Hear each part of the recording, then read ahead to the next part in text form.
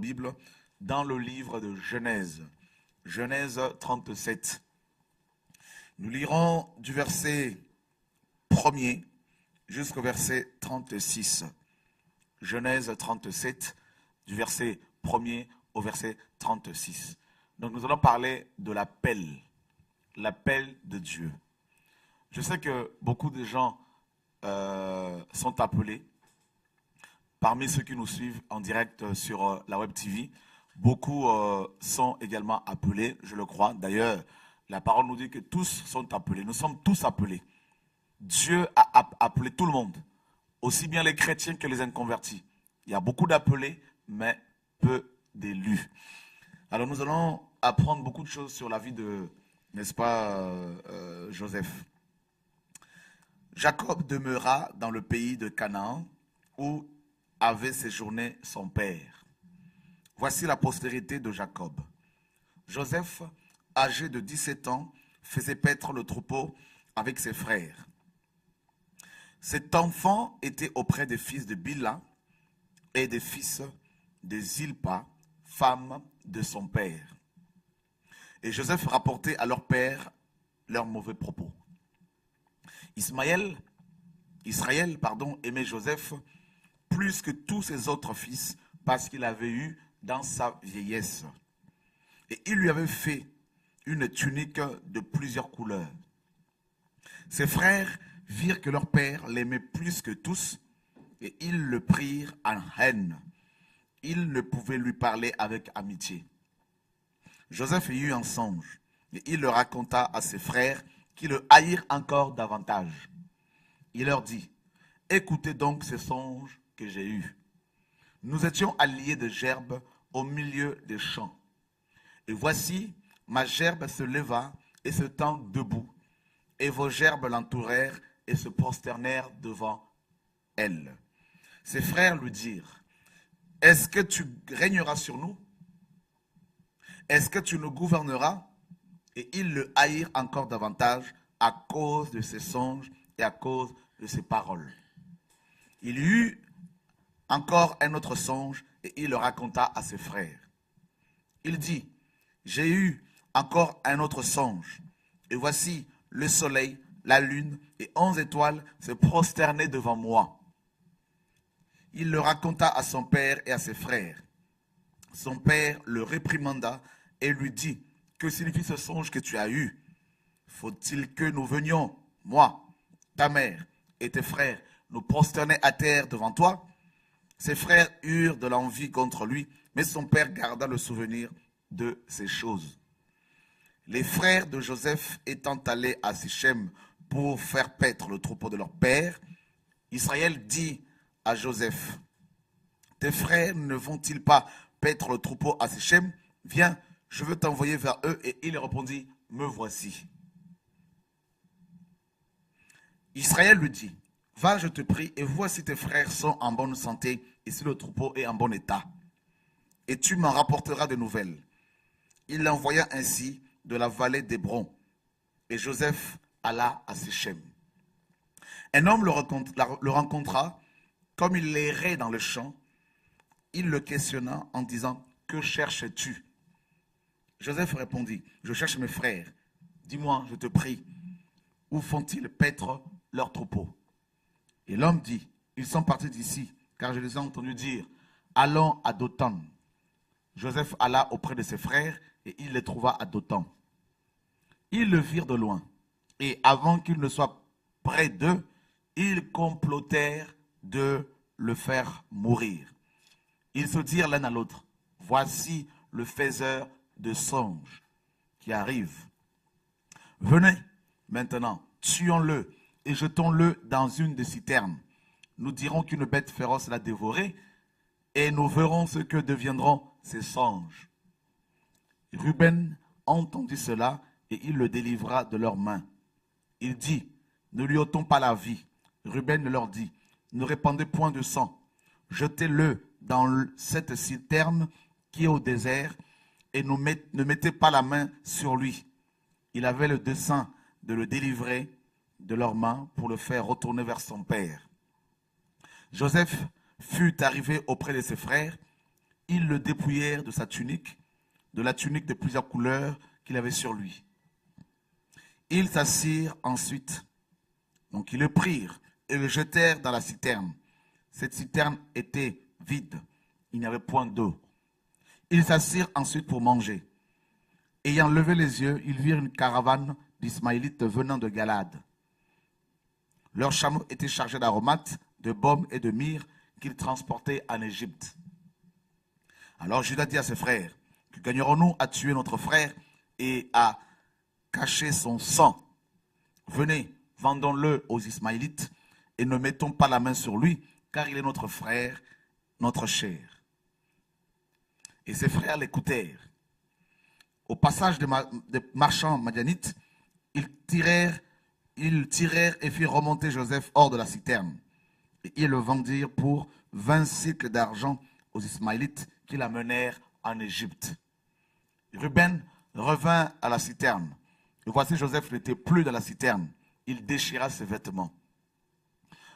Retourna vers ses frères et dirent, l'enfant n'y est plus. Et moi, où irai-je? Ils prirent alors la tunique de Joseph et ayant tué un bouc, ils plongèrent la tunique dans le sang. Ils envoyèrent à leur père la tunique de plusieurs couleurs, en lui faisant dire, voici ce que nous avons trouvé. Reconnais si c'est la tunique de ton fils ou non. Jacob l'a reconnue et dit, c'est la tunique de mon fils. Une bête féroce l'a dévoré.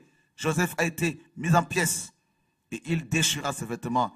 Il mit un sac sur ses reins. Et il porta longtemps le deuil de son fils. Tous ses fils et toutes ses filles vinrent pour le consoler. Mais il ne voulut recevoir aucune consolation.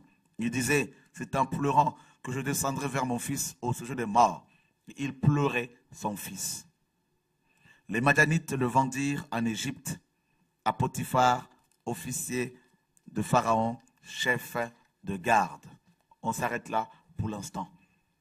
Alors, comme c'est un enseignement sur l'appel au ministère, et écoutez très bien ce qui va être dit, je suis convaincu que beaucoup seront encouragés, beaucoup seront fortifiés par rapport à leur appel. Mais je voudrais également demander aux frères qui sont avec moi, qu'est-ce qu'ils en pensent par rapport à cette histoire. Je veux également leur demander de pouvoir partager, intervenir et dire qu'est-ce qui dans cette histoire les a touchés pour la bonne compréhension de cette histoire, de ce message et surtout de cet enseignement qui concerne chacun de nous. Donc, qu'est-ce que vous avez à dire par rapport à ce que nous venons de lire concernant l'histoire de Joseph? Donc, voilà, la parole est à vous. Donc, tout en regardant bien sûr la caméra, parce que les frères et sœurs sont là en train de nous suivre en direct sur la télé de vie. Voilà. Qu'est-ce que vous avez constaté? Qu'est-ce que vous avez à partager, à dire? Oui, la première des choses que je vais souligner, je souligne l'appel que Joseph avait. L'appel, donc nous savons tous que l'appel de Dieu est irrévocable. Et c'est Dieu lui-même qui choisit. C'est Dieu qui choisit. Il va dire à Jérémie qu'avant que tu ne sois né, avant que tu ne te trouves dans les ventres de ta mère, je t'ai choisi et je t'ai établi.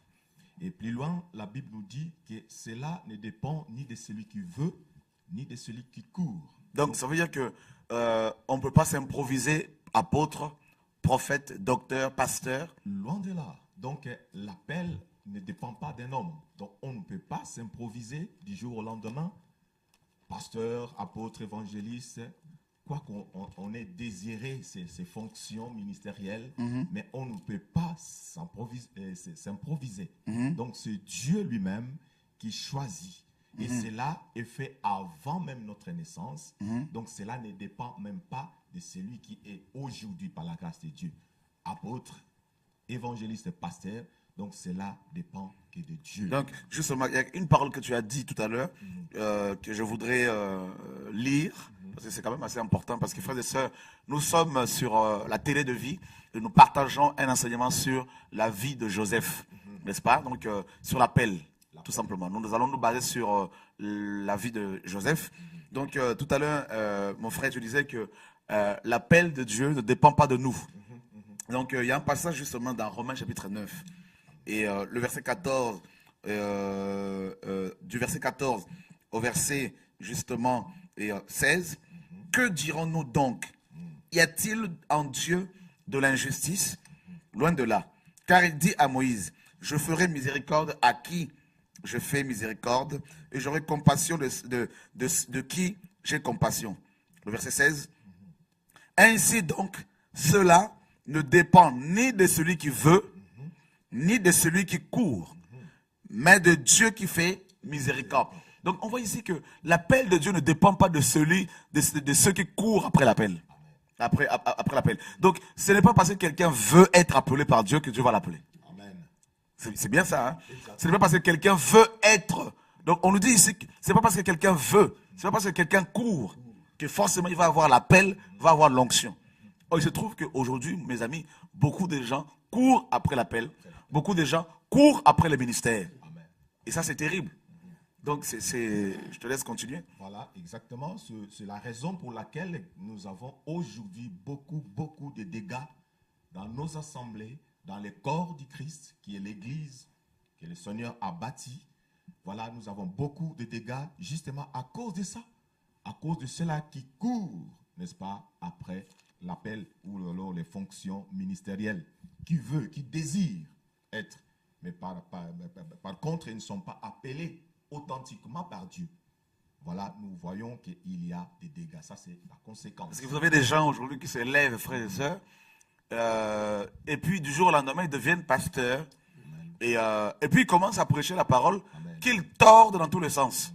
Et ça, c'est assez grave parce que, comme tu le disais tantôt, il y a beaucoup de dégâts, effectivement, où l'on voit des gens qui se lèvent et qui prêchent la parole, qui commencent des églises. Ces églises se détruisent, ils changent de pays, ils changent de ville, n'est-ce pas? Et ils vont en bâtir d'autres ailleurs. Ils couchent avec les femmes d'autrui, ils prennent des jeunes filles dans leurs assemblées, ils prennent l'argent du Seigneur pour s'acheter des villas et des piscines, avec des belles voitures. Et ils, n'est-ce pas, tordent le verset, sortant des passages bibliques hors contexte, hein, parce que justement, ils n'ont pas été appelés. Et qu'est-ce que vous... Donc, donc moi, je voudrais dire que par rapport à l'appel, ce que l'apôtre a dit, il a lu, et ça m'a impressionné parce que j'ai lu la Bible, mais il y a des fois, quand quelqu'un d'autre lit, ça nous dépasse un peu. Donc, ce que je trouve ici, Dieu, quand le Seigneur appelle quelqu'un, Dieu doit d'abord la préparer. Mais aujourd'hui, vous allez trouver qu'il y a des gens qui ne sont même pas préparés par leurs pasteurs ou leurs apôtres, ceux qui les conduisent, mais ils se nomment quand même apôtres, ils se nomment quand même évangélistes, ils se nomment quand même tout ce qu'ils veulent. Mais en réalité, ce n'est pas ça que nous trouvons dans la Bible. Donc là, on voit maintenant qu'il y a plusieurs types de personnes qui servent le Seigneur. Premièrement, nous avons des gens, comme tu l'as souligné, qui n'ont pas reçu un appel, qui courent après l'appel, alors que Dieu ne les a pas appelés. Ils ne sont pas appelés, ni pasteurs, ni apôtres, ni docteurs, ni prédicateurs, ni enseignants, mais ils s'autoproclament, n'est-ce pas, ministres de Dieu. Et on le voit également dans Matthieu 19, où le Seigneur dit qu'il y a des eunuques qui sont devenus eunuques, n'est-ce pas, par les hommes. Il y en a qui sont devenus eunuques par eux-mêmes, et d'autres sont eunuques depuis le ventre de leur mère. Donc ça veut dire qu'il y a trois types d'individus qui prétendent servir le Seigneur. N'est-ce pas? Donc, nous allons développer. Donc, premièrement, on a vu des gens qui n'ont pas un appel, mais qui courent après l'appel et qui font des dégâts. Et là, deuxièmement, tu venais de souligner quelque chose d'important. Des gens qui sont appelés, mais qui n'ont pas été préparés. N'est-ce pas? Et qui rentrent dans le ministère avant le temps. Donc, il faut aussi des dégâts. Bien que l'appel étant là, mais ils n'ont pas été préparés par le Seigneur, préparés également par les gens qui le forment. Donc, ils font effectivement de dégâts. Donc, et là, maintenant, nous avons le cas de Joseph. Joseph a été effectivement préparé. C'est bien ça, hein? Ouais. Joseph a été préparé parce que tout ce qui lui est arrivé dans sa vie, c'est Dieu lui-même qui l'a voulu. Le songe que Joseph a vu, la manière dont son père les traitait, et ça a mené la jalousie par rapport à ses frères. Et Dieu maintenant, par son amour, il voulait maintenant préparer Joseph parce que Dieu avait promis à Abraham, selon dans le livre de Genèse 15, qu'un jour Dieu allait visiter son peuple qui allait souffrir en Égypte. Donc, par les chemins de Joseph, Dieu a choisi Joseph afin qu'un jour Joseph aille dans ce pays pour préparer les terrains. Et c'est là où Dieu a commencé à préparer Joseph. Mais aujourd'hui, vous allez trouver des gens qui n'ont même pas une formation, même pas 2-3 versets, mais ils se pointent apôtres. Donc là, on a le cas de Joseph, frères et sœurs. Parce que je crois qu'avec la télé de vie, on va effectivement dire tout haut ce que beaucoup de gens disent tout bas. Et comme la radio, donc le Seigneur donne ses outils pour dire la vérité aux nations, aux frères et sœurs, surtout aux enfants de Dieu. Et parce que les temps sont compliqués, nous sommes dans un temps de confusion, n'est-ce pas, de confusion spirituelle. Alors, le cas de Joseph. Joseph reçoit un appel de la part du Seigneur. Et on nous dit qu'il avait 17 ans. N'est-ce pas? Genèse 36 le dit. Joseph avait 17 ans. Et son appel se traduit par les 2 songes qu'il a eus. N'est-ce pas? Premièrement, il voit sa gerbe qui avait monté, l'a poussé et germé. Et cette gerbe, n'est-ce pas, avait pris de l'ampleur et en gros, elle dépassait les autres gerbes. Donc, ses frères ont compris que Joseph allait les diriger, allait les gouverner. Et Joseph reçoit un deuxième songe dans lequel il voyait 11 étoiles, c'est-à-dire ses 11 frères, et la lune, sa mère, Rachel, et le soleil, donc son père Jacob, qui se prosternaient devant lui. Donc, il a eu 2 songes, n'est-ce pas, qui parlaient en gros de son éventuelle élévation, de sa future élévation. Et Joseph comprend que Dieu l'appelait au ministère. Dieu l'appelait à gouverner. Et quand il va les raconter, donc quand il va raconter ses songes à ses frères et à son père, ils n'ont pas eu de difficultés pour, n'est-ce pas, les interpréter. Donc ils ont compris que Joseph allait les diriger. Donc ça, c'était l'appel. L'appel, là, c'était comme une semence que Dieu avait plantée dans le cœur de Joseph. Maintenant, cela ne dit pas que Joseph allait tout de suite diriger. Et il aurait fallu maintenant qu'il y ait une préparation. Donc Joseph a reçu la semence, a reçu les visions, les songes, et ça a créé un engouement en lui, ça a créé une soif, ça a créé une motivation. En gros, ça a créé un zèle dans son cœur.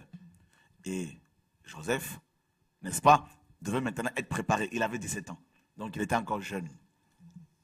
Alors, qu'est-ce que nous voyons maintenant? Cette préparation, comment va-t-elle être faite, n'est-ce pas, par le Seigneur d'ailleurs?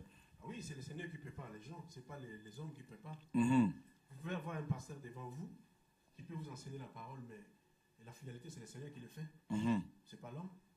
Et là, dans le cas de Joseph, comment Dieu va-t-il se prendre maintenant? Ici, on voit d'abord, quand il reçoit l'appel, les 2 visions, il le raconte à ses frères. Et quelle est la réaction de ses frères? La réaction de ses frères était parce que les frères ont compris les songes charnellement. Ok. Mais donc ils étaient charnels. Charnels, oui. Ils n'ont pas compris ça spirituellement. Oui. Et ils étaient emportés par la haine. Mm-hmm. Voilà, tous les frères, presque pratiquement. Et donc, je dirais que ça, c'était un passage obligé pour Joseph, pour qu'il puisse accéder à son appel. Mm-hmm. Donc, c'était en quelque sorte sa préparation. Mm-hmm. Donc, la haine là de ses frères vis-à-vis de lui. Mm-hmm. Donc, c'était la préparation, puisque la Bible nous dit que rien ne peut nous arriver sans que le Seigneur puisse le permettre. Mm-hmm. Donc, Dieu a permis aussi que Joseph passe par là, la haine de ses frères et tout cela, tout ce qu'il a connu. Donc, c'était sa préparation. Mais c'est quand même dur. Voilà. C'est quand même dur parce que c'est ses propres frères quand même là. Ton propre entourage. Donc, on pouvait se dire, mais qui d'autre pouvait véritablement aider Joseph dans son appel si ce n'était pas ses frères? N'est-ce pas? Donc, on comprend par là, frères et sœurs, cette parole du Seigneur dans Jean, quand il disait dans Luc chapitre 4 notamment, qu'un prophète n'est méprisé, n'est rejeté que dans sa propre patrie.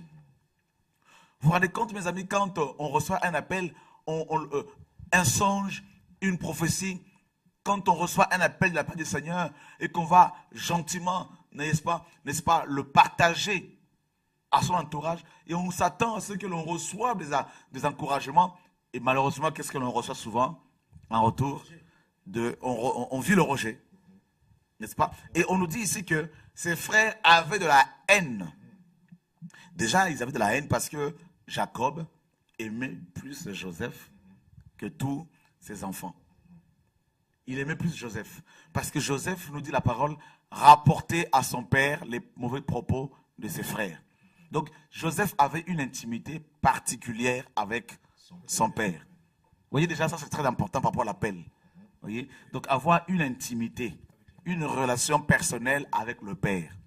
Or, beaucoup de gens veulent servir le Seigneur, veulent répondre à l'appel, mais ils n'ont pas une intimité personnelle avec le Seigneur. Je ne sais pas ce que vous en pensez également par rapport à cela.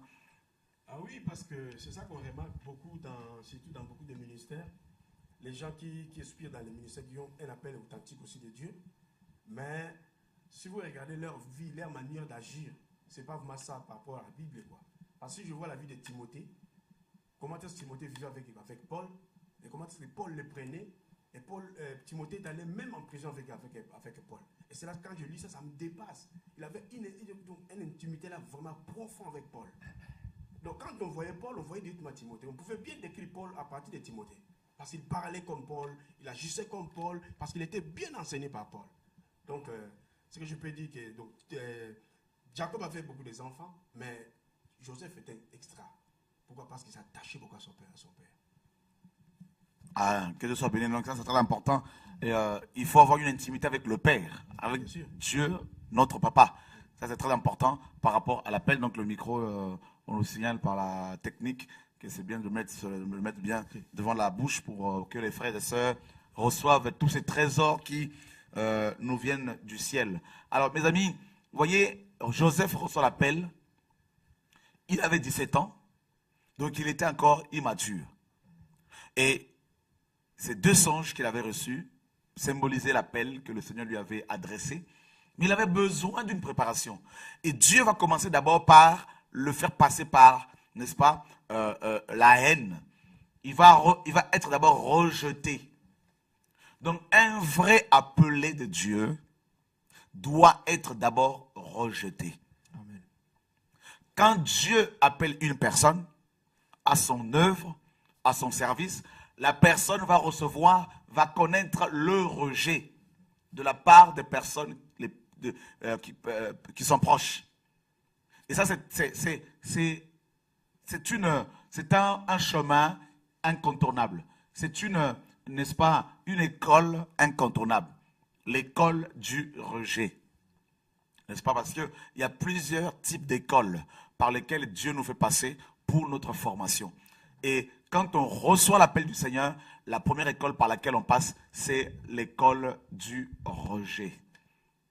Parce que les fruits n'étant pas encore là, les gens ne vont pas vous croire. Donc ils vont vous rejeter. Ça, c'est obligé.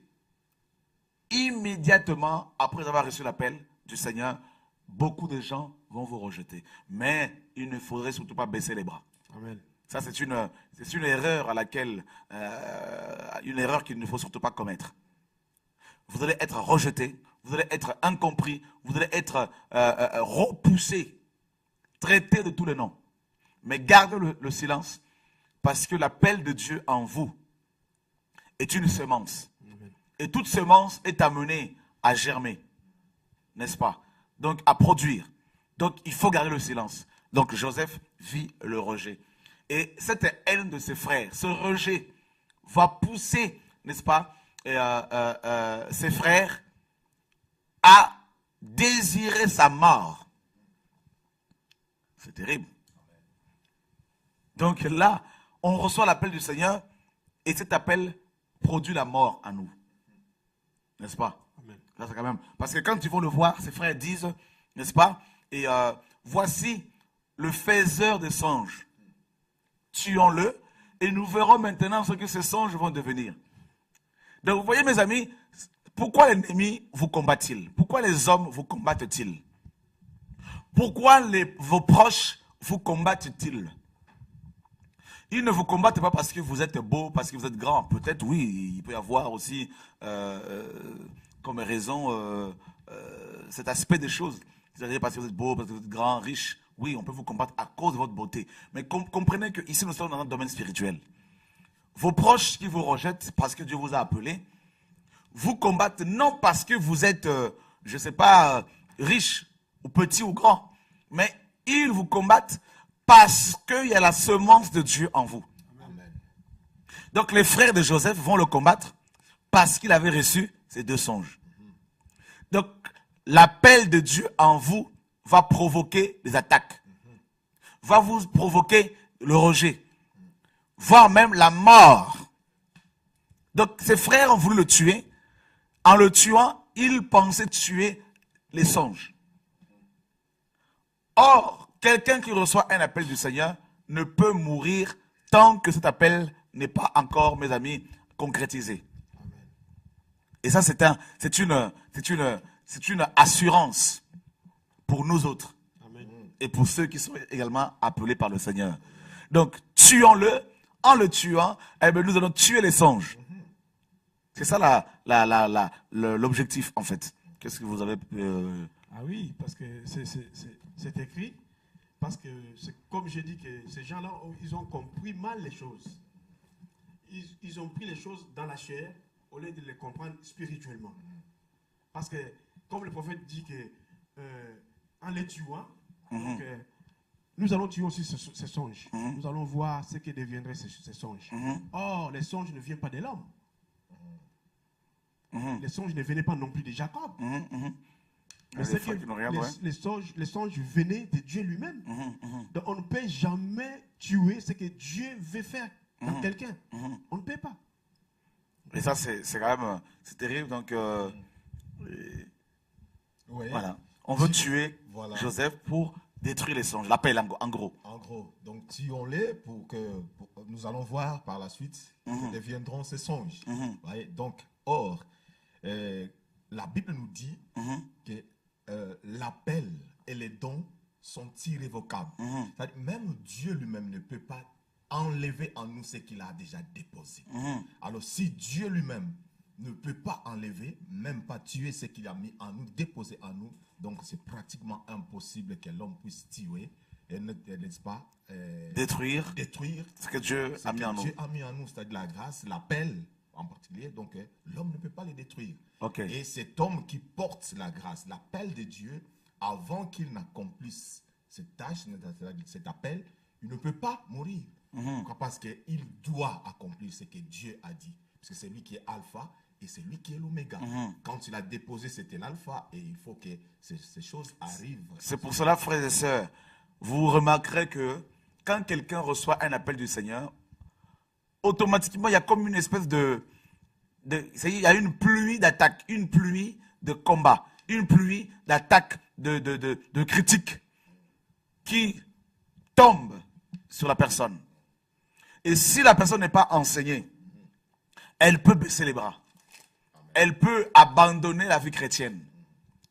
Parce qu'elle peut se dire, mais attends, avant ma conversion, je n'étais pas aussi oppressé, aussi rejeté, aussi attaqué. Mais depuis ma conversion, j'ai plein de problèmes. Et je ne comprends pas ce qui m'arrive. C'est comme ça que ça se passe. Eh bien oui.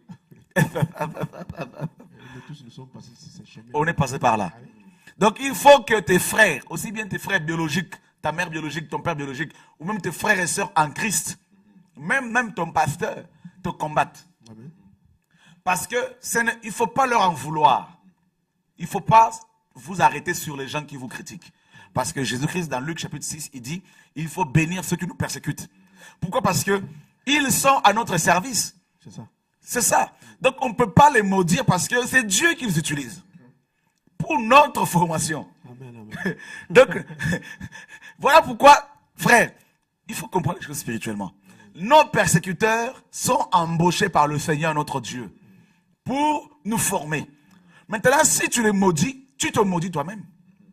Si tu les maudis, tu vas arrêter le processus de ta formation. Donc tu vois que tu ne fais rien que te détruire toi-même. Voilà pourquoi la Bible dit, bénissez ceux qui vous maudissent, priez pour ceux qui vous persécutent. Et j'en profite également pour bénir ceux qui me persécutent. Parce qu'ils sont en train de me rendre service. Amen, amen. Parce qu'au travers de vous qui me persécutez, Dieu est en train de me former. Donc, je dis, continuez encore à me critiquer, vous allez me rendre service. Amen. Gloire à Dieu. Donc, vous voyez, quand on comprend les choses comme ça, on a la paix. Vous voyez? Et on est fort. On est fort. Amen. Et automatiquement, ceux qui nous critiquent, il y en a même qui vont arrêter parce qu'ils vont te dire, on ne va pas on leur rend pas service. Donc, que Dieu soit béni. Amen. Toutes choses concourent au bien de ceux qui aiment le Seigneur. Donc Joseph est persécuté par ses frères. Ils ont la haine. Ils ont décidé de le tuer. Pour tuer, n'est-ce pas, les songes. Mais ils ne vont pas le tuer. Ils vont le mettre dans une citerne. Et c'est l'image de la mort, bien sûr. Donc Joseph va disparaître pendant quelques temps. Et puis après, ils vont le vendre aux Ismaélites. Ils vont le vendre aux Arabes. On va le vendre, frère, à des étrangers. Joseph va être l'esclave des étrangers, alors qu'il avait la semence de Dieu. L'appel de Dieu l'amène à l'esclavage. Oh oui, mon ami. C'est pas parce que tu as reçu l'appel du Seigneur que tu ne vas pas être vendu par le Seigneur pour être travaillé, traité. On va te cracher dessus. On peut te traiter de tout le nom. Voilà Joseph ici dans les chaînes. Joseph, que fais-tu là-dedans? C'est parce que, il répond, parce que j'ai reçu l'appel. Voilà. Dans les chaînes. Et les Ismaélites l'amènent où? En Égypte. Or, c'est en Égypte que Dieu allait élever Joseph. Mais regardez les moyens que Dieu va utiliser pour l'amener sur le terrain de sa bénédiction.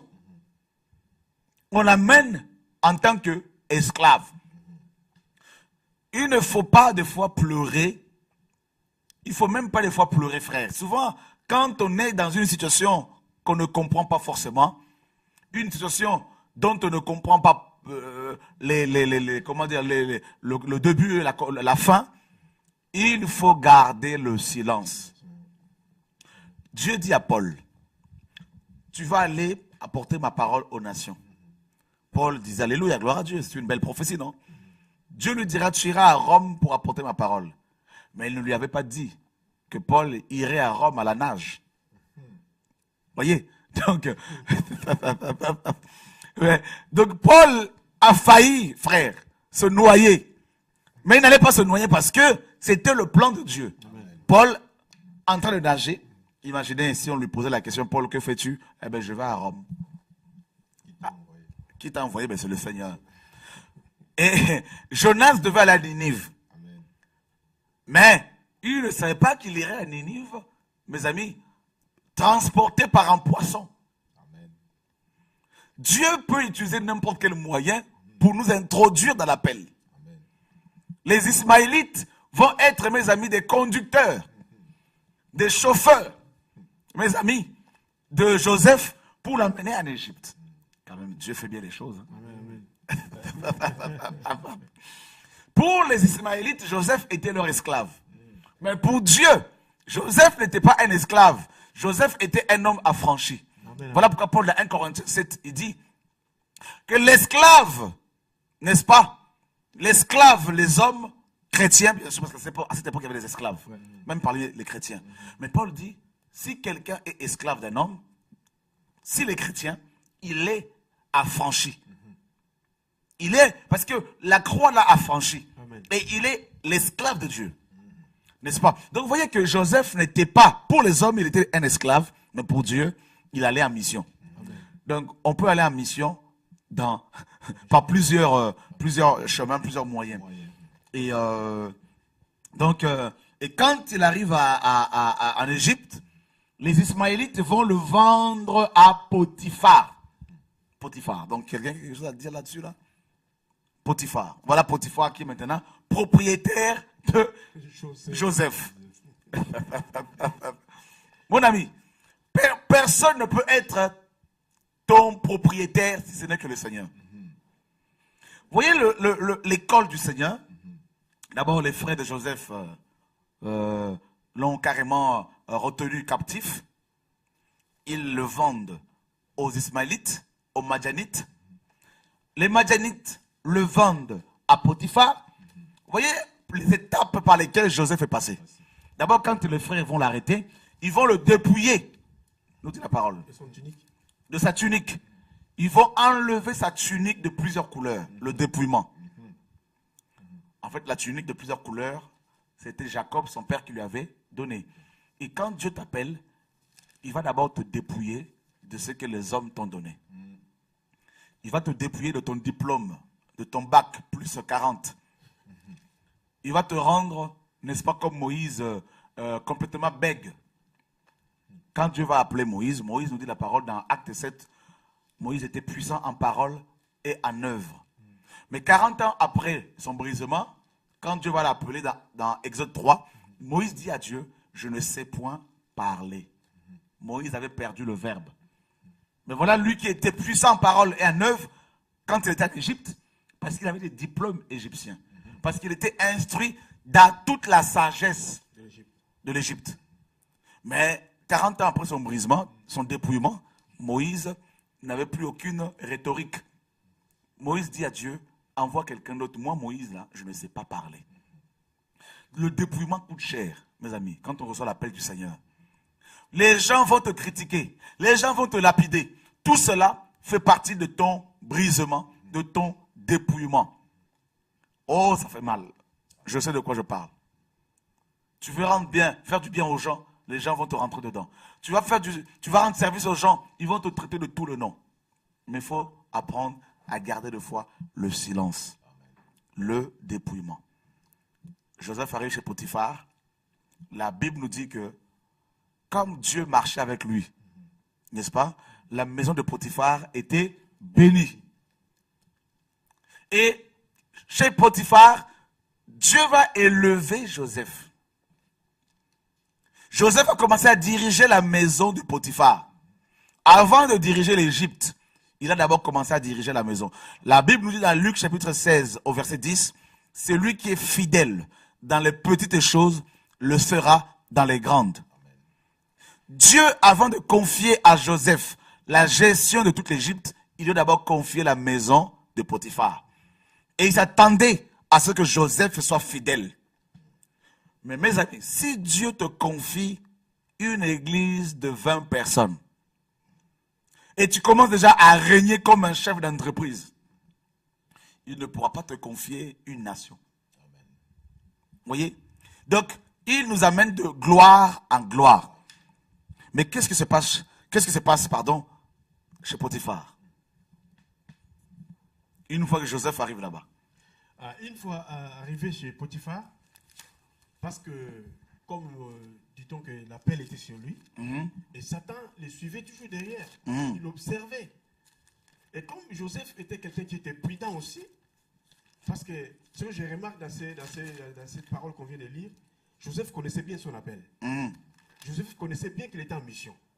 Parce que vous allez voir dans la maison de Potiphar, Potiphar lui a donné toute la suprématie de sa maison. Il lui a donné la gestion de sa maison. De sa maison. Mais une chose qui allait se passer, Satan voulait maintenant lui réclamer ses ministères. Il voulait lui prendre ça. Mais Joseph connaissait. Mais aujourd'hui, vous allez voir, il y a beaucoup de gens qui sont appelés, ils ne connaissent même pas ce qu'ils ont dans leur vie. Donc, on nous dit ici que quand Joseph arrive chez Potiphar, dans Genèse 39, Dieu, bien évidemment, marchait avec lui. Oui. La maison de Potiphar était bénie. Potiphar va constater que tout ce que Joseph touchait, tout ce que Joseph faisait, réussissait. Alors, il va l'établir sur toute la maison. Joseph dirigeait sa maison, la maison de Potiphar, et bien évidemment, et tous les esclaves qui travaillaient, tous les serviteurs qui travaillaient chez Potiphar. Et on nous signale, mes amis, on nous signale dans Genèse 39, donc Genèse 39, que Joseph était beau de figure et de taille. J'aime la parole de Dieu parce qu'elle précise. Joseph était beau de figure et de taille. Vous savez que l'onction embellit. Amen. L'onction de Dieu sur nous rend beau. Ce n'est pas parce que les femmes te courent après, mon frère, ma soeur. C'est pas parce que les hommes te courent après que tu es belle. Toi qui as l'appel de Dieu sur ta vie. L'onction nous embellit. Oh oui. Mais il faut se méfier. Cette beauté ne vient que du Seigneur. Et Joseph était beau de taille et de figure parce que Dieu était avec lui. Amen. Ah oui. Et la parole nous dit que, n'est-ce pas? Et le verset 7 de Genèse 39, 36 à 39, Potiphar abandonna aux mains de Joseph tout ce qui lui appartenait et il n'avait avec lui d'autre soin que celui de prendre sa nourriture. Or, Joseph était beau de taille et beau de figure. Après ces choses, il arriva que la femme de son maître porta les yeux sur Joseph et dit, couche avec moi. Oh! Ça, c'est une épreuve terrible. Joseph, ici, va passer maintenant à une deuxième école. La première école, c'est l'école du rejet. Il a été rejeté par ses frères, il a été vendu, n'est-ce pas? Il est devenu esclave, serviteur des autres. Donc, c'est dans le rejet, tout ça. Rejeté, abandonné, délaissé. Et ce sont les étrangers qui te récupèrent. Tu es devenu leur serviteur. La deuxième école maintenant par laquelle Dieu va faire passer Joseph, mes amis, c'est l'école de la séduction. Oh oui, la séduction liée au sexe. Qu'avez-vous à dire là-dessus? Donc, ce que je pourrais dire par rapport à ça, donc ça c'est un péché grave. Donc si tu veux perdre les ministères que Dieu t'a donné, malgré tout que c'est Dieu qui l'a déposé, si tu oses seulement et tu acceptes seulement de coucher avec les femmes, là, tu vas vendre les droits d'aînesse et c'est fini, tu n'en verras plus. Donc ces péchés, je vous dis, frères et sœurs, c'est un péché majeur qui casse le ministère. Je l'ai vu et j'ai vu comment est-ce que Shaw a été attaqué à ces péchés, mais malgré cela, il a tenu bon. Dieu nous garde heureusement. Amen, amen. Et ça, c'est, vous voyez, la femme de Potiphar. Potiphar était quand même un officier de Pharaon. Oui. Donc, c'est un homme riche. Amen. Et on comprend par là également qu'il ne pouvait épouser qu'une belle femme. N'est-ce pas? Parce qu'il était riche. Et deuxièmement, il était un homme politique. Donc, à cette époque, comme c'est le cas également aujourd'hui, les belles femmes, en général, ne vont pas forcément se mettre avec un pauvre. Donc, Potiphar occupait une position assez élevée en Égypte. Donc, sa femme était forcément belle. Mais cette femme, nous dit la Bible, va demander à Joseph pendant plusieurs jours, couche avec moi. Elle ne voulait pas autre chose. Elle voulait simplement coucher avec Joseph. Voyez. Et ce que l'ennemi voulait par là, c'est de détruire l'appel. De détruire les deux songes de Joseph. C'était sa seule richesse. Vous voyez, mes amis. D'abord, Satan a utilisé les 11 frères de Joseph pour détruire les deux songes. Frère, même si vous n'avez pas l'argent, mon frère, ma soeur, même si tu n'as pas l'argent, si tu n'as pas une maison, même si tu dors dehors, mais la seule richesse que tu as, c'est Jésus. Et ça, c'est une richesse certaine. Amen. C'est une richesse qu'il ne faut pas vendre. N'est-ce pas? Tu peux ne pas avoir une maison. Tu peux ne pas avoir des belles fringues. Mais par contre, ce que tu as, garde-le précieusement. N'est-ce pas? Amen. Les frères de Joseph n'ont pas réussi à voler ces deux visions. Ces deux songes. Voilà que Satan dit, ah, mon ami là, je ne t'ai pas lâché. Satan lui envoie maintenant la femme de Potiphar. Imaginez maintenant que Joseph était esclave de Potiphar. Donc la femme de Potiphar était sa maîtresse. N'est-ce pas? Donc elle lui donnait des ordres. Joseph obéissait. Mais par contre, il y a un ordre que Joseph ne voulait pas suivre. C'était la compromission. Nous pouvons obéir aux autorités. Nous devons obéir aux autorités, comme la parole l'exige, selon Romains 13. Mais si les autorités nous demandent de nous compromettre, de tuer, de voler, mes amis, on doit dire non. D'où d'où justement la persécution. Voyez frère, la femme de Potiphar dit, je suis ta maîtresse, tu dois te soumettre à moi, en gros. Pendant plusieurs jours, Joseph a eu la pression. Cette femme, c'est l'image de Jézabel, de la sirène des eaux. Et à l'église de Thyatire, dans Apocalypse chapitre 2, au verset 18, Dieu dit, ce que j'ai contre toi, c'est que tu laisses la femme, Jézabel, qui se dit prophétesse, enseigner et séduire mes serviteurs, n'est-ce pas, les amenant à manger de la viande sacrifiée aux idoles. Combien de chrétiens n'ont-ils pas perdu leur crédibilité, leur appel, leur onction à cause du sexe, à cause des femmes? Combien de prédicateurs aujourd'hui, mes amis, c'est horrible, je ne suis pas arrivé, nous ne sommes pas arrivés, nous ne sommes pas mieux que les autres. Mais, il est, mes amis, au jour d'aujourd'hui, on ne peut pas nier, on ne peut pas, mes amis, oublier, on ne peut pas, mes amis, contester, au jour d'aujourd'hui, le fait que beaucoup de chrétiens, beaucoup de pasteurs ont perdu leur témoignage, leur crédibilité, n'est-ce pas, à cause du sexe. Personnellement, je connais beaucoup de prédicateurs qui avaient l'onction, qui avaient l'autorité de Christ, qui avaient le message du temps et qui se sont laissés séduire par la Jézabel, par le démon de sexe. Je connais des femmes de Dieu qui avaient la grâce, qui avaient l'onction et qui ont gâché leur témoignage à cause de la promiscuité sexuelle, à cause de l'amour du sexe.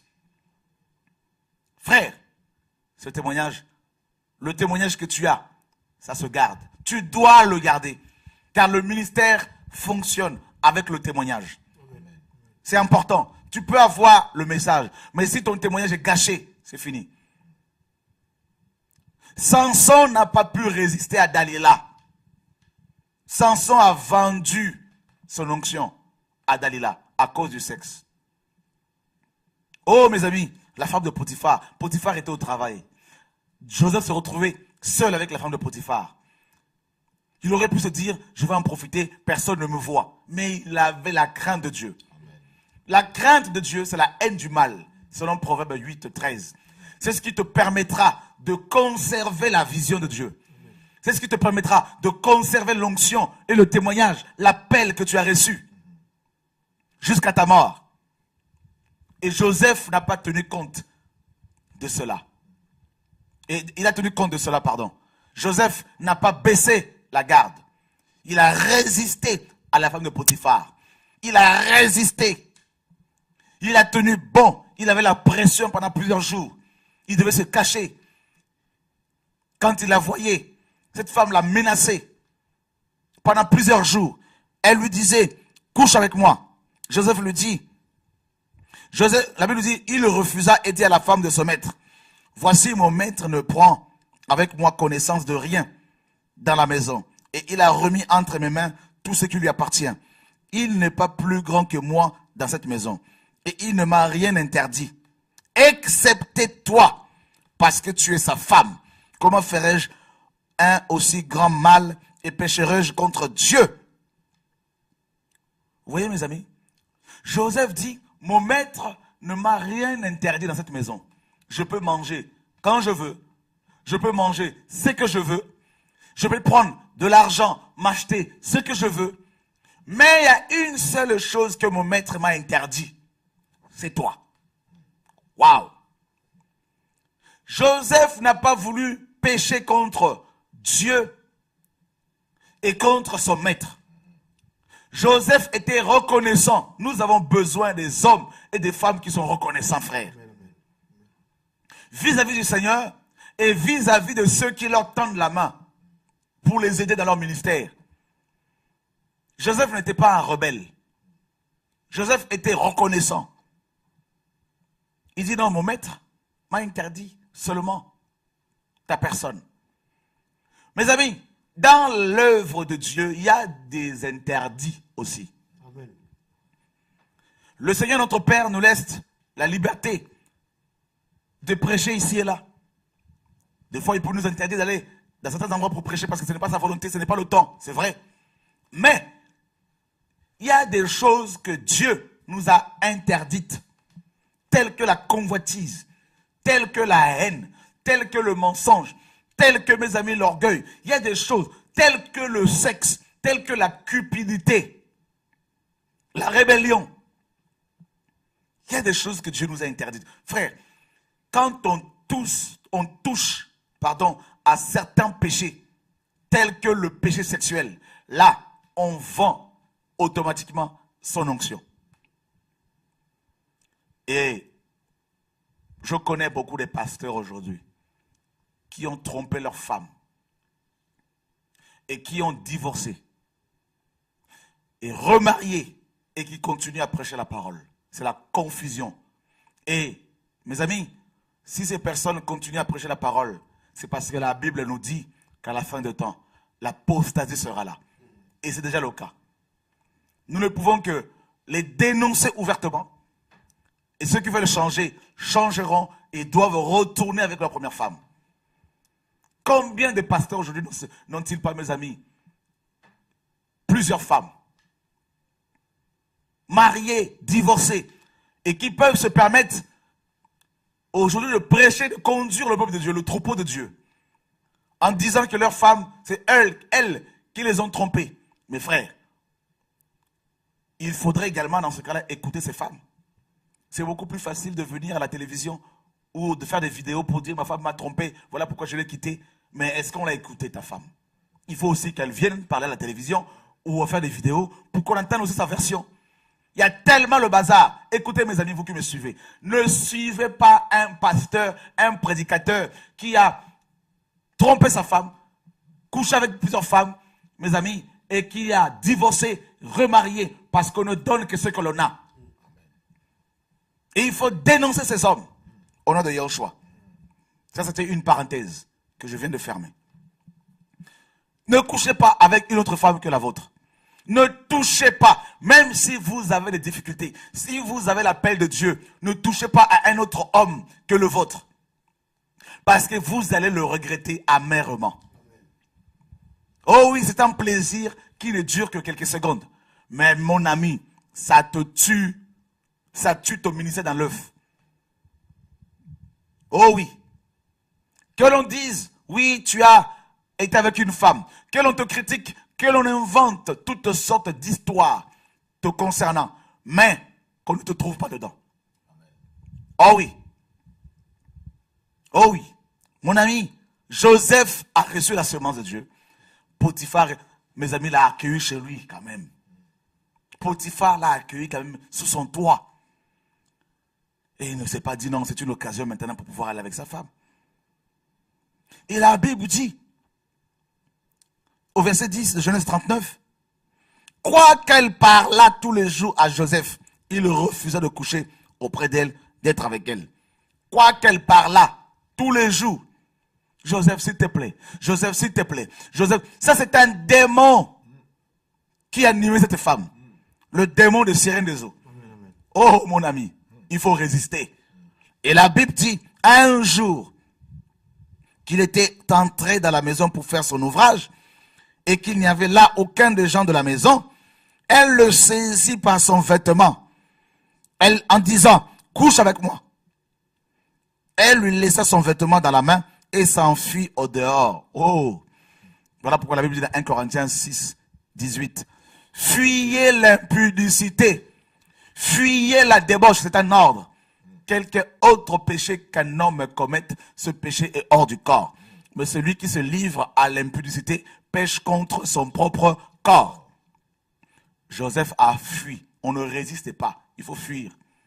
Si une femme veut te séduire, si un homme veut te séduire, mon ami, il faut t'en séparer. Même si les gens disent non, c'était dur, il faut couper les ponts. On ne résiste pas devant ce péché, on le fuit. Et ceux qui sont dans la séduction, ceux qui veulent faire tomber les femmes de Dieu ou les hommes de Dieu, qui se repentent véritablement, on prie pour leur délivrance et on les encourage, il n'y a pas de problème, dans leur appel. Mais il faut fuir. Joseph, la femme de Potiphar, s'attendait. Donc, elle attendait un jour propice. Un jour où personne n'était venu travailler, où Joseph se retrouvait seul avec elle, elle lui saute dessus. Allez-y un peu là. Oui, donc, vous voyez que dans l'appel, Dieu a mis quelque chose d'extraordinaire qui est l'onction. Et c'est ce qui attire les diables. C'est ce que les diables cherchent, à enlever l'onction pour détruire l'appel. Et c'est ce qui animait cette femme. La Bible nous dit que les diables rôdent tout autour, cherchant qui il va dévorer. Donc là, la proie, c'était l'appel qui était en Joseph, en lui, l'onction qui est en lui. Alors nous devons faire beaucoup très attention, nous qui avons l'appel de Dieu, parce qu'on dit que l'onction attire. Parce que l'appel là que tu as, l'appel là que tu portes, cet appel là a l'onction. Et cette onction là attire. Et quand elle attire tout. Elle n'attire pas que des bonnes choses, que des bonnes personnes. Elle attire tout. Le diable aussi vient. Lui, il cherche pour détruire. C'est lui que la Bible appelle le voleur. Il ne vient que pour détruire, égorger. N'est-ce pas? Et il vient. C'est comme la lumière. La Bible nous dit que Jésus a dit, nous sommes la lumière du monde. Et là où est la lumière, dans les ténèbres, elle attire, n'est-ce pas? Elle attire. Il y a des insectes qui viennent, tout ça. Donc, elle attire. Alors, nous devons faire attention. C'est quand elles viennent là, tous ceux qui viennent, tous ne viennent pas pour être bénis. Mais il y a ceux-là qui viennent justement pour détruire. Donc, c'était le cas, n'est-ce pas, pour la femme de Potiphar. Donc, elle était là tout autour, elle rôdait, mais cherchant les voies et moyens pour détruire l'appel dans Joseph. L'appel que Joseph portait. Donc, nous devons faire attention. C'est pourquoi la Bible nous dit d'être sobre et de veiller. Surtout dans cette génération, comme la Bible nous dit, perverse et corrompue, nous devons faire beaucoup, très attention. Comme l'apôtre l'a dit, donc c'est vraiment une richesse extraordinaire que nous devons garder jalousement, l'appel de Dieu, la grâce de Dieu, l'onction de Dieu.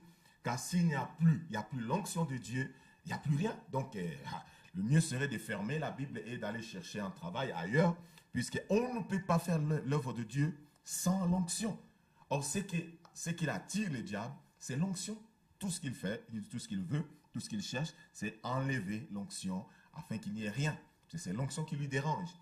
Vous voyez? Donc, gardons l'appel, gardons l'onction jalousement afin que nous puissions accomplir l'œuvre de Dieu, ce que Dieu a mis en nous, et cet appel-là, que nous accomplissions cela pour la gloire du Seigneur. Donc, bien aimé, je voulais aussi rajouter quelque chose par rapport à ce que l'apôtre vient de dire, par rapport à la vie de Joseph.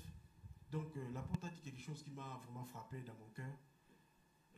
Satan avait une mission. Mais la vraie mission qu'il poursuivait, c'était les songes. Pas autre chose. C'était que les songes. Parce qu'il savait que si j'arrive à détruire ces songes, c'est fini pour Joseph. Et Satan connaissant bien que Dieu a parlé avec Abraham. Parce que Dieu a donné à Abraham une promesse. Que ses descendants seront esclaves. Mais après 400 ans, je viendrai les délivrer. Et Satan a compris toutes ces choses. Et il voulait maintenant détruire les chemins par lesquels Dieu allait rentrer en Égypte pour délivrer ce peuple. Et en l'occurrence, c'est qu'il pensait de détruire Joseph. Mais Dieu veillait. Dieu veillait. J'ai aimé ce que tu as dit pour l'apôtre. Que tout ce que nous avons, ce n'est pas d'abord les ministères, mais tout ce que nous avons, c'est Jésus de Nazareth. C'est tout ce que nous avons. Et c'est ça que Satan cherche. C'est ça notre mensonge. Ce n'est que Jésus. Et s'il arrive seulement à prendre Christ dans notre vie, et l'écarter, c'est fini. Là, on n'en parlera plus de nous.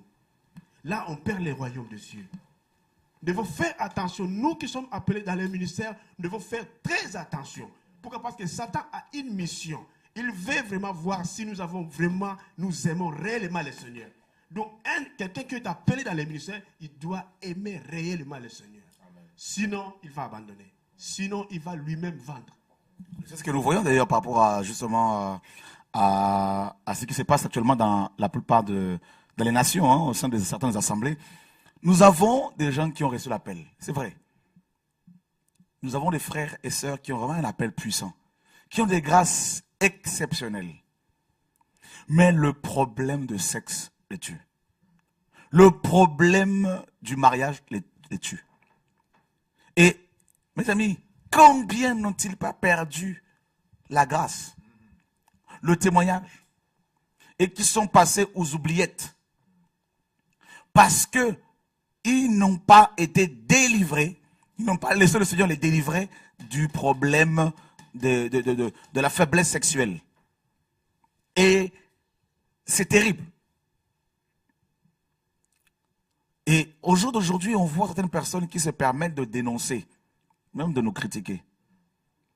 Il y en a un notamment qui a violé une jeune fille, évangéliste, hein, il se dit, violé une jeune fille de 17 ans, une mineure, il y a 5 ans de cela. À Rouen.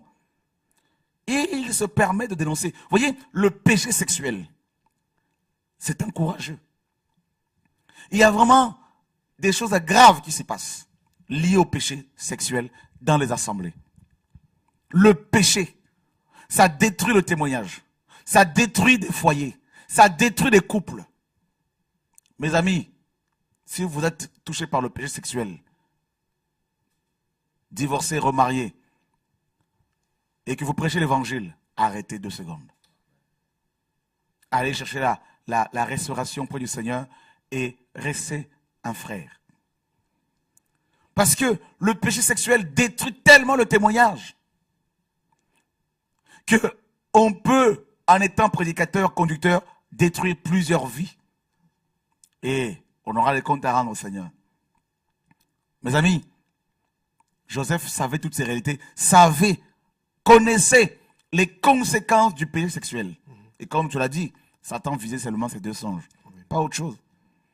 Pas autre chose. Et voyez les belles opportunités qui se présentaient, n'est-ce pas, à Joseph. Il aurait pu faire un coup d'état à Potiphar. Qui d'autre qu'une femme belle peut véritablement détruire un homme? La femme de Potiphar était bien placée pour mettre même du poison dans la nourriture de son mari. Joseph aurait pu, n'est-ce pas, comploter avec la femme de Potiphar pour détruire ce dernier, afin de régner, afin de devenir l'héritier par excellence. Mais il a dit non, non, jamais. Je veux rester fidèle à Dieu et fidèle à mon maître. Oh, quelle parole. Amen, amen. Quelle parole, frère. Et la Bible nous dit, la femme de Potiphar va saisir le vêtement de Joseph. Et Joseph va fuir, laissant son manteau. C'est pas grave, il faut fuir, même si tu laisses tes biens. Même si tu laisses un peu, même si certaines personnes t'abandonnent. Parce que le fait que Joseph ait laissé son vêtement ici peut représenter aussi des choses que tu peux laisser. Des choses que tu avais acquises. Des gens qui peuvent t'abandonner parce que tu as pris la décision de ne pas tomber.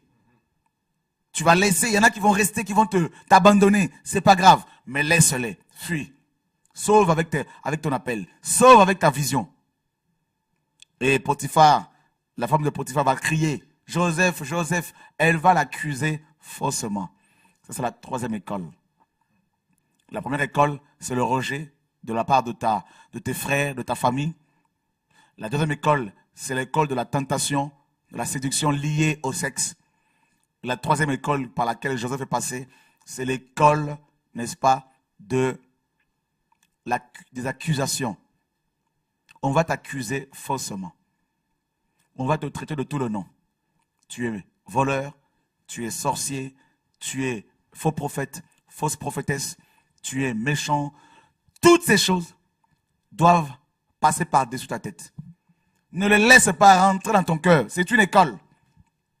Dans Matthieu 5, Jésus dit au verset 11, « Heureux serez-vous lorsque les gens diront faussement toutes sortes de mal sur vous. Car c'est ainsi qu'ils ont agi avec les vrais prophètes. » Donc, ne laissez pas les critiques te détruire. Ne laissez pas les critiques des hommes détruire ton appel. Joseph a été accusé faussement. On lui a prêté des intentions. Et Potiphar n'a pas vérifié.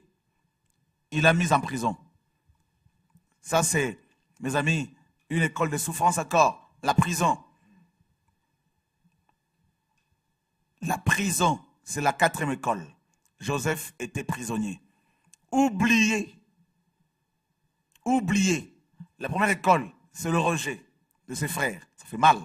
Ça blesse. La 2e école, la tentation sexuelle. Il a réussi. La 3e école, c'est des fausses accusations. On va te traiter de tout le nom, mais il ne faut pas que ça soit, n'est-ce pas, une arme qui te détruirait. La 4e école, c'est la prison. Joseph se retrouve en prison. Et il a souffert. Tu peux avoir l'impression d'être en prison. Une maladie peut te ronger. Un problème peut te ronger. Tu as du mal à t'en sortir. Tu ne vois pas plus loin que ton nez. Tu as l'impression que ta vie est finie. C'est une impression. Ce n'est qu'une impression, heureusement. Ta vie n'est pas encore finie parce que l'appel est sur ta vie. Si bien sûr tu marches dans la sanctification, il ne faut pas t'en faire. Reste fidèle à la parole de Dieu. Et en prison, Joseph va être établi chef des prisonniers. Vous voyez, quand tu as l'appel, quel que soit l'endroit où on te met, tu produis. Et là, il va y avoir 2 officiers de Pharaon qui vont être mis en prison par ce dernier. Les 2 officiers de Pharaon, dans Genèse 40, on nous dit, vont avoir 2 songes. Et Joseph va leur donner des explications, des interprétations. Et il va dire à l'un d'entre eux, les chansons de Pharaon, quand tu seras rétabli par Pharaon, ne m'oublie pas. Et quand ce dernier va être rétabli par Pharaon, la Bible nous dit, il oublia Joseph. Oh, ne te confie pas aux hommes. Ils vont t'oublier. Confie-toi à Dieu. Maudit soit celui qui se confie en l'homme. Joseph est resté encore 2 ans en prison. Mais Dieu est tellement bon, frère. 2 ans après, Joseph avait maintenant l'âge de 30 ans. Ça veut dire que Dieu l'a formé pendant 13 ans. Il a reçu l'appel à 17 ans. Et il fallait qu'il soit formé, travaillé. Pendant 13 ans. 13 ans de formation. Mais il ne le savait pas, Joseph, qu'il était en formation. À l'âge de 30 ans, Pharaon va faire un songe. 2 songes. Il était troublé. Il convoque tous les magiciens, les astrologues de l'Égypte. Il leur dit, j'ai eu un songe, j'ai eu 2 songes, expliquez-les-moi. Et personne n'a pu lui expliquer ces songes. Mais les chansons de Pharaon vont se rappeler qu'en prison, il y avait un homme de Dieu. Oh frère, les gens vont se souvenir. Ils vont se rappeler de toi, t'inquiète pas. Dieu va les obliger à revenir vers toi. Ceux qui t'ont oublié, ils reviendront. C'est ça le Seigneur. Alors, les chansons dira à Pharaon, oh Seigneur, mon Seigneur, quand tu m'avais mis en prison, j'avais eu un songe. Et un homme, un Hébreu, dans cette prison, m'avait fourni l'explication. Et c'est pour cela que j'ai été rétabli. Et la Bible dit, Pharaon va envoyer des gens pour sortir en hâte. Pour sortir en hâte Joseph de là. Frère, c'est Potiphar qui avait mis Joseph en prison. Mais ce n'est pas Potiphar, ce n'est pas lui qui va le sortir de là. C'est Pharaon. Ceux qui t'ont mis en prison, Dieu l'a permis. Mais le décret sortira du ciel. Amen. Et ceux qui t'ont mis en prison, c'est eux-mêmes qui vont venir te sortir de là parce que Dieu va les obliger à te libérer. Oh my God. Il est le maître de maîtres. Il est le roi de rois. Le Seigneur de seigneurs. Pharaon dit, amenez-moi Joseph ici. Potiphar était obligé de s'aligner. La femme de Potiphar, confus. Elle qui croyait que Joseph allait avoir l'élévation par elle, en se compromettant, elle a compris, frère, que l'élévation, comme Psaume 113 le dit, au verset 7, ne vient ni de l'Orient, ni de l'Occident, ni du désert. C'est Dieu qui élève et c'est Dieu qui abaisse. Amen. Il l'élève. Il prend les gens du fumier, de la poussière. Il les élève et il les fait asseoir avec les grands de son peuple. Quelle parole. Joseph arrive devant Pharaon, bien coiffé. Il enlève la tunique des prisonniers. Il met maintenant un autre manteau, bien parfumé. Et Pharaon lui dit, j'ai eu 2 songes, personne ici n'a pu me donner l'explication. J'ai vu 7 vaches maigres qui mangeaient 7 autres vaches grasses. Et Joseph dit, oh, ce songe parle.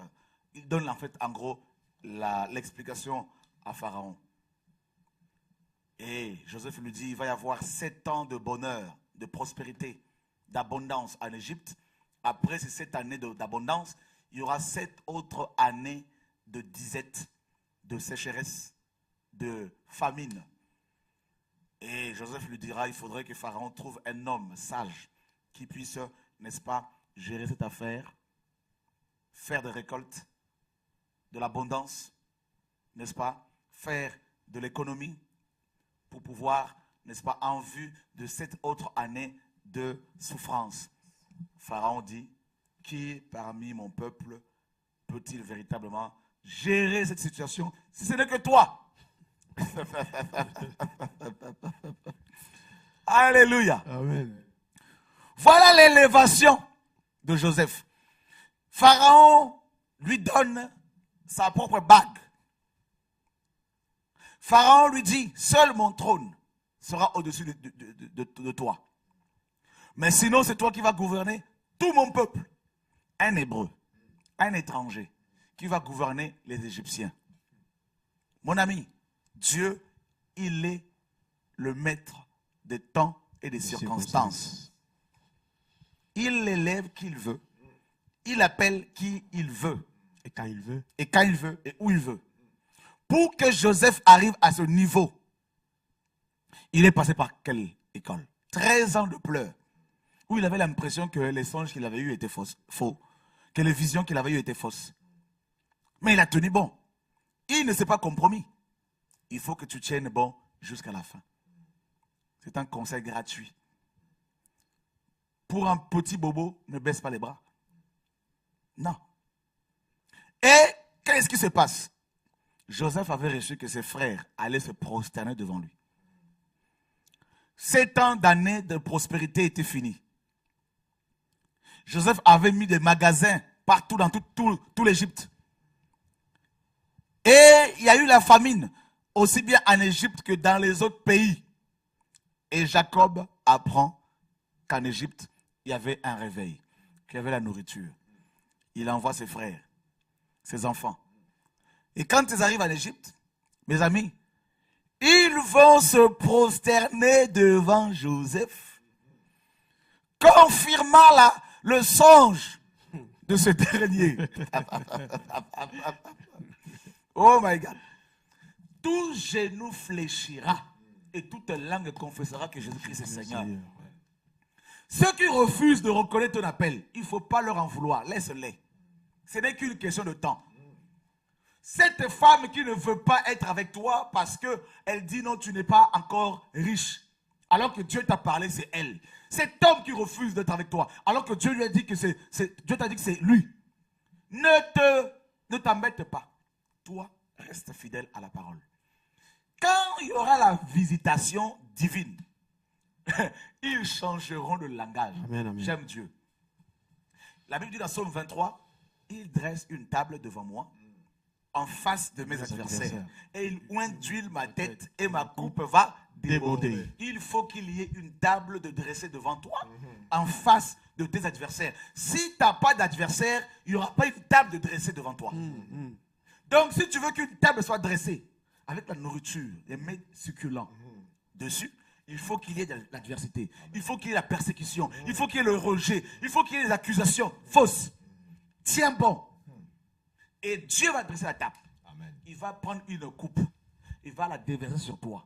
Et tu vas être rempli et la coupe va déborder. Amen. À l'intérieur, tu seras rempli. À l'extérieur, tu seras mouillé. Amen. Par l'onction. Et ceux qui vont t'approcher sentiront l'onction. Les frères de Joseph arrivent. Ils voient Joseph, mais ils ne l'ont pas reconnu. Ils l'appellent Seigneur. Mes amis, quand les gens auront faim, ils viendront.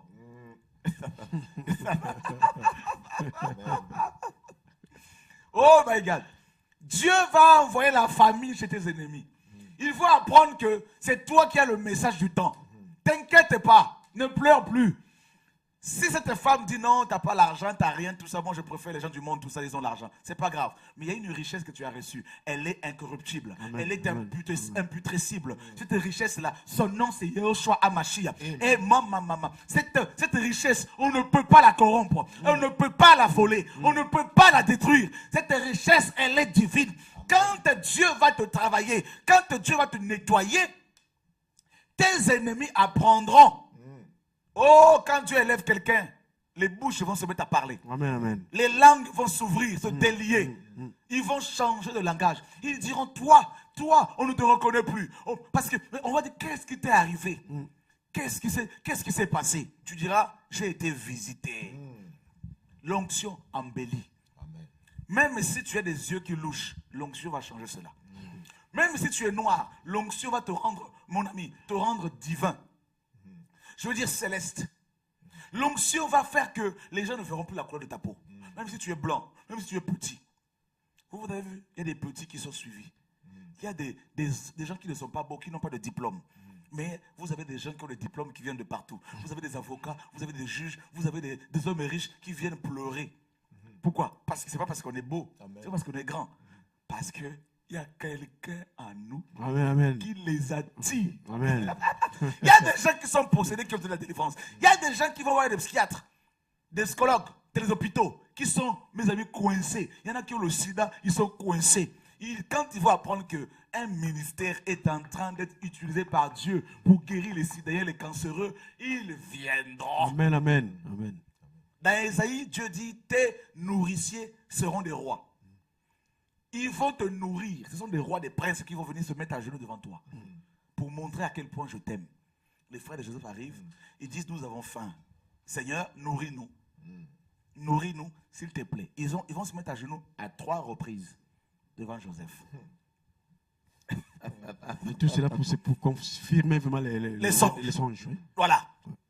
Donc, maintenant, si Joseph n'était pas formé, brisé, et élevé tout de suite, il allait avoir de la haine contre ses frères. Il allait manipuler, il allait leur dire, vous m'avez fait souffrir, non? Maintenant je suis élevé, vous allez voir. Et ce n'est pas ce que Dieu veut. Mais comme il était brisé, sa souffrance, en fait, l'a amené à l'humilité. Et Joseph a compris que tout ce que j'ai, tout ce que je suis, c'est Dieu. Donc, il ne peut que bénir ses frères.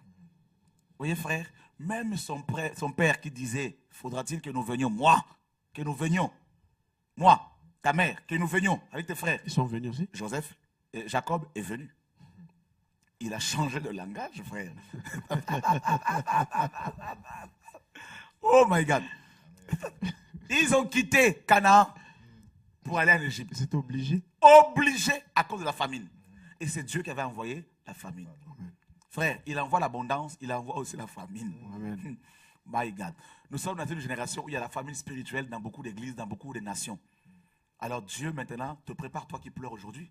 Il te prépare pour que tu sois le messager de cette génération.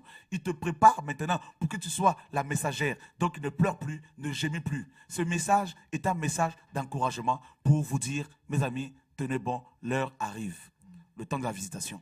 Vous êtes le Joseph de cette génération, le Joseph de votre vie, de votre famille. Que toute la gloire soit rendue au Seigneur.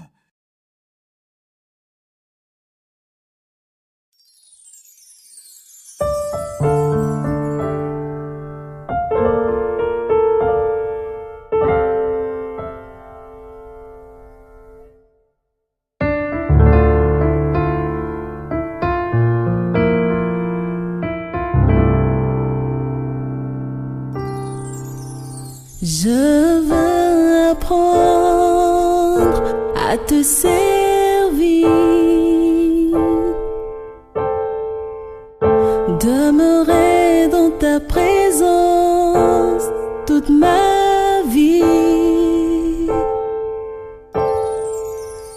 contempler ta gloire et ta beauté,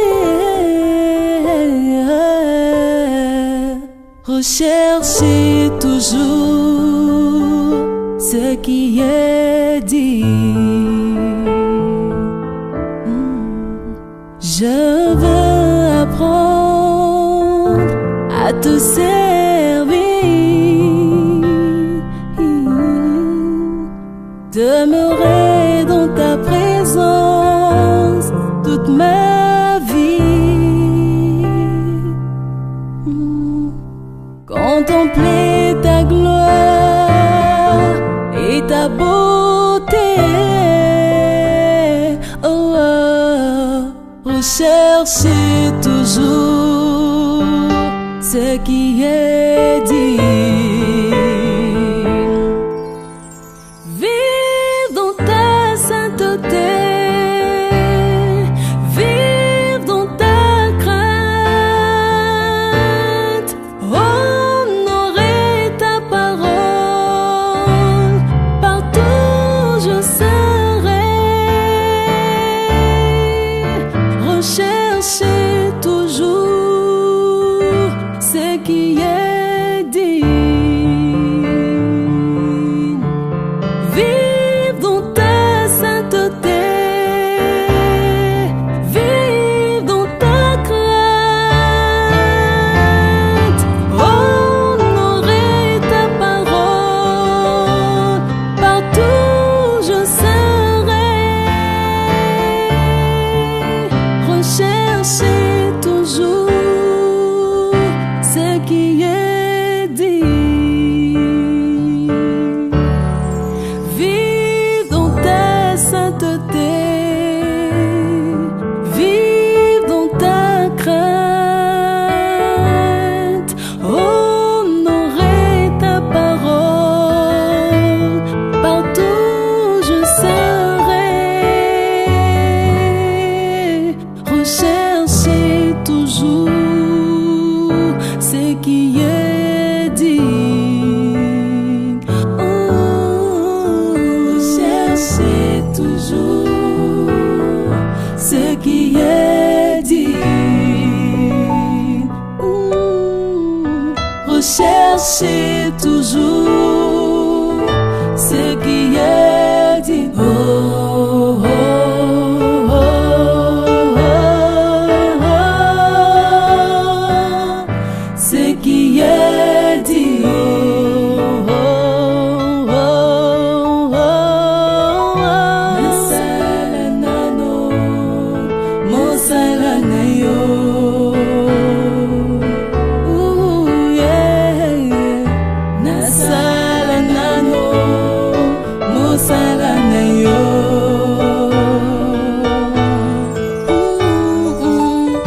Nasala nano, mosala na yo, Yahweh. Nasala nano, mosala na yo, Yahweh. Yes, nasala nano, mosala na yo, Yahweh. Nasala nano, nasala nano, mosala na yo, Yahweh.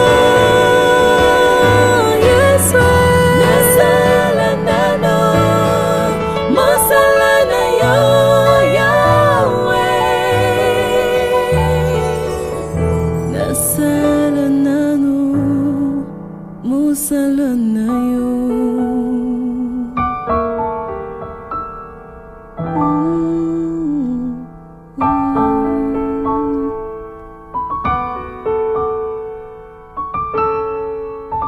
Je veux apprendre à te servir, demeurer dans